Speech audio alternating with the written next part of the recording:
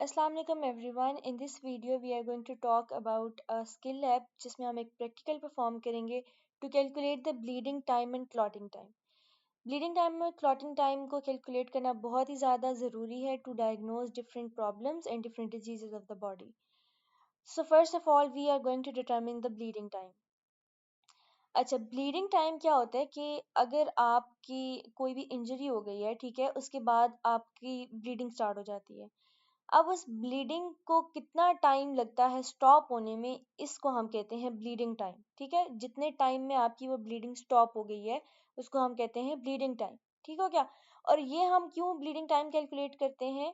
To diagnose hemorrhagic disorders. ठीक है, blood से रिलेटेड कोई डिसऑर्डर है या वेस्कुलर या प्लेटलेट्स के ओरिजिन का कोई प्रॉब्लम है तो हमें वो पता चल जाता है।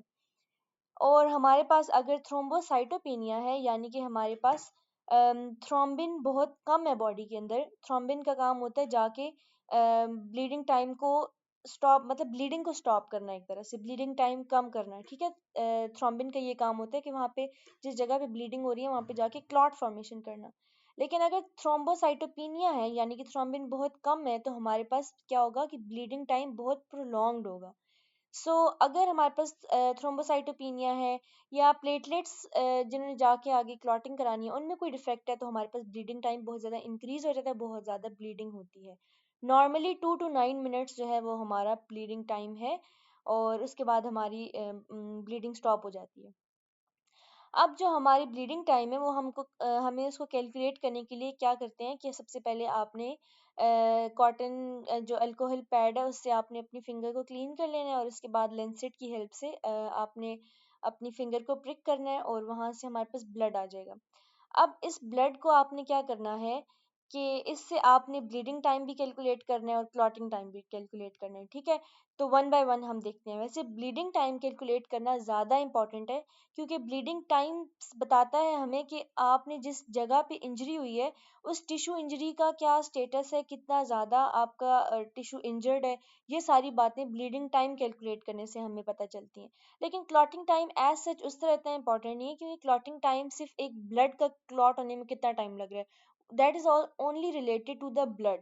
लेकिन bleeding time is related to the tissues and to the injured tissue in which you have the injury. ठीक हो गया? अब क्या हमें रिक्वायरमेंट्स चाहिए थी? लेंसेट चाहिए, stop watch, filter paper, cotton fibre, spirit. तो आपने स्पिरिट से क्लीन किया फिंगर को और लेंसेट की हेल्प से आपने प्रिक किया, और वहां से अब हमारा आ गया, ब्लड आना स्टार्ट हो गया। जब आपके पास ब्लड आना स्टार्ट हो जाएगा तो उस टाइम पे आपने स्टॉप वॉच ऑन कर लेनी है, क्योंकि हमने टाइम कैलकुलेट करना है। तो आपने स्टॉप वॉच ऑन कर लेनी है। ये हमारी स्टॉप वॉच है, थोड़ी एस्थेटिक जमाने की स्टॉप वॉच है। ठीक है, तो इस तरह आपकी जब स्टॉप वॉच ऑन हो जाएगी उसके बाद आपने क्या करना है, आपने इस तरह एक फ़िल्टर पेपर ले लेना है, जैसे ये फ़िल्टर पेपर लिया हुआ है, और आपने इसके ऊपर अपना ब्लड जो है ना वो लगाना शुरू कर देना है। पहला ड्रॉप आएगा तो आपने उसको यहाँ पे लगा देना है, then second drop, third drop, fourth drop. लेकिन आपने इस दौरान इस बात का ख्याल रखना है कि आपकी फिंगर पे कोई प्रेशर नहीं पड़ रहा, या जब आप फ़िल्टर पेपर के साथ अपनी फिंगर को टच करें तो कोई ज़्यादा प्रेशर जनरेट नहीं हो रहा। ठीक है? तो हमारे पास ये जो पेपर है इसके ऊपर भी टाइमिंग्स लिखी होती हैं, जैसे यहाँ पे लिखा हुआ है कि 30 सेकेंड्स, देन हमारे पास ये दोबारा 30 सेकेंड जा रहा है, फिर ये 30 सेकेंड जा रहा है। मतलब हर 30 सेकेंड के बाद आपने फिल्टर पेपर के साथ अपनी फिंगर को टच करना है। ठीक है, तो जैसे जैसे टाइम गुजरता जाएगा एंड पे पहुंचेगा तो हमारे पास बिल्कुल ब्लीडिंग स्टॉप हो जाएगी। और जब ब्लीडिंग स्टॉप हो जाएगी तो आपने स्टॉप वॉच को स्टॉप कर देना, वहाँ पे टाइम देख लेना है कि आपका कितना टाइम था। नॉर्मली ये हमारे पास 2 मिनट to 9 मिनट्स का टाइम होता है।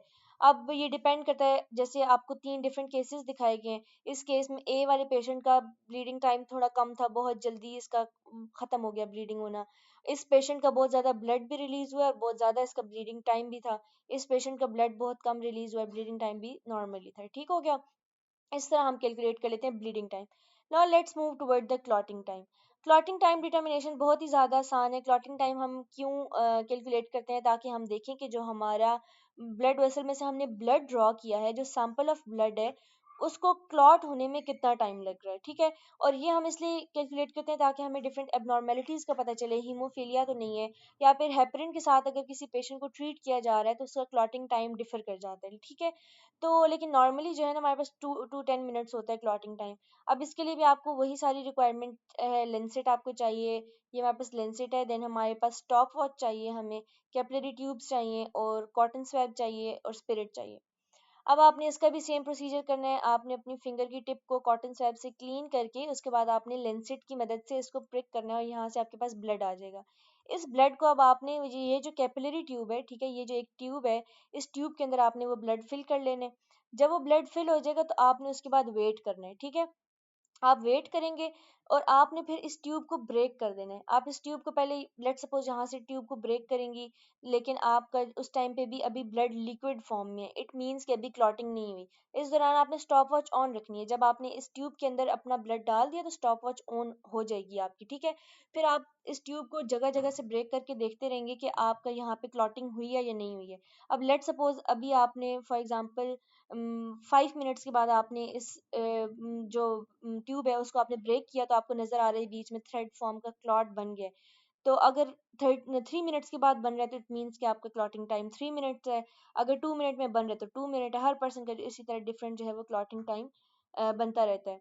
और क्लॉटिंग टाइम जो है वो किस चीज़ पे डिपेंड करता है कि मैकेनिज्म, आप जब क्लॉटिंग जो हो रही होती है उसमें डिफरेंट क्लॉटिंग फैक्टर्स इन्वॉल्व होते हैं, और वो हमारे पास इंट्रिंसिक पाथवे के डिफरेंट हमारे पास क्लॉटिंग टाइम के फैक्टर्स हैं। क्लॉटिंग फैक्टर 2, 3, 4, 5, 6, मतलब बहुत सारे होते हैं, 12 तक होते हैं, ठीक है। तो ये सारे क्लॉटिंग फैक्टर मिल के क्लॉटिंग टाइम डिसाइड कर रहे होते हैं। और हमारे पास ये जो क्लॉटिंग हो रही है ये बहुत चीज़ों पे डिपेंड करती है। फॉर एग्जांपल अगर आप किसी पेशेंट को हीमोफीलिया डिजीज़ है, तो उसके ब्लड के अंदर क्लॉटिंग फैक्टर्स नहीं होंगे, तो जाहिर सी बात है उसका ब्लड की क्लॉटिंग नहीं हो पाएगी, मतलब बहुत ज़्यादा टाइम लगेगा उसके ब्लड को क्लॉट होने में। सिमिलरली अगर किसी पेशेंट में विटामिन के की डेफिशिएंसी है, तो इट मीन्स कि उसकी क्लॉटिंग फैक्टर 2, 7, 9, 10 ये सारे उसके डिस्टर्ब्ड हैं। तो ये जब डिस्टर्ब है तो क्लॉटिंग प्रॉपर्ली नहीं होगी, क्लॉटिंग बहुत लेट होगी। या फिर हमने किसी एंटीकोगुलेंट ओवरडोज दी हुई है तो उसकी वजह से भी क्लॉटिंग नहीं हो पा रही। तो इस तरह हमारे पास क्या होता है कि हमारे पास कुछ डिजीजेस के अंदर ये क्लॉटिंग टाइम इंक्रीज या डिक्रीज कर जाता है। इसी तरह ये एक डिजीज है जैसे पर्परा डिजीज है या हीमोफीलिया डिजीज है, ये जैसे रेड ब्लड सेल आपको दिखाया हुआ है। हीमोफीलिया में भी यही होता है कि रेड ब्लड सेल की हिमरेज हो जाती है, तो वो क्लॉट नहीं बना पाता प्रॉपरली। तो इट मीन्स कि बहुत ज़्यादा टाइम लगता है उसको क्लॉट बनाने में, तो क्लॉटिंग टाइम भी इंक्रीज हो जाता है। लेकिन इस टाइम पे हमारे पास ब्लीडिंग टाइम नॉर्मल होता है, मतलब पेशेंट ब्लीडिंग जो है वो नॉर्मल टाइम तक उसकी होती है, लेकिन ब्लीडिंग टाइम नॉर्मल है लेकिन क्लॉटिंग टाइम बहुत ज़्यादा इंक्रीज कर जाता है क्योंकि ब्लड क्लॉट नहीं बनता। और सिमिलरली पर्परा जो डिजीज़ है उसके अंदर हमारे पास ब्लीडिंग टाइम बहुत ज़्यादा बढ़ जाता है, ठीक है, बहुत ज़्यादा ब्लीडिंग ज़्यादा टाइम के लिए रहती है, लेकिन क्लॉटिंग जो है वो नॉर्मल अपने टाइम के मुताबिक होती है। So that was all about the bleeding and clotting time. I hope आप लोगों को ये चीज़ समझ आई होगी। So see you in the next video, तब तक के लिए थैंक यू वेरी मच, अल्लाह हाफिज़।